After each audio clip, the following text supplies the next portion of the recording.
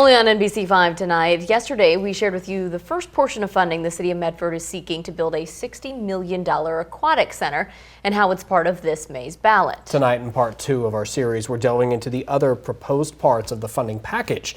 NBC5's Jennifer Elliott brings us more on what that means for you and your wallet. Here's Ross Hanley, and it went out here. For longtime residents of the Rogue Valley, the West Howard Memorial Sports Park was once just old West Howard's place. It was his property. There was an old barn and 14 horses in that pasture.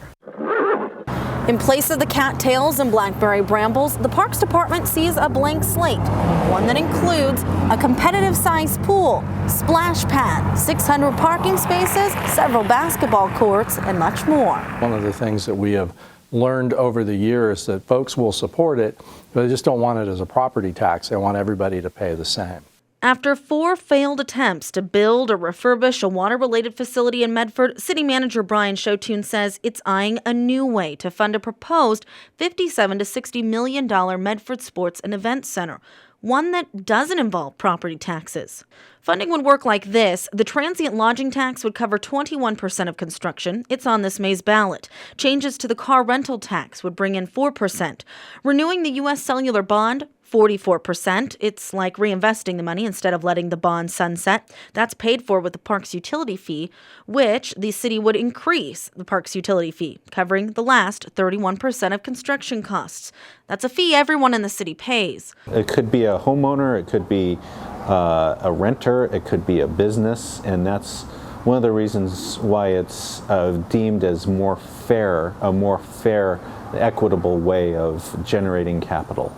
Councilors are eyeing a 40% increase. It may sound like a lot, but that's really only a matter of a couple bucks. And right now it's projected to be $2.40 per account per month. Times that by 12, you're looking at an extra $28.80 a year. That's in addition to the current $2.95 charge per month. Me as a constituent, I would happily pay $30 a year to have access to a top-notch aquatics facility. Resident Sue White says it adds up. For instance, to somebody on a fixed income, that's a lot of money.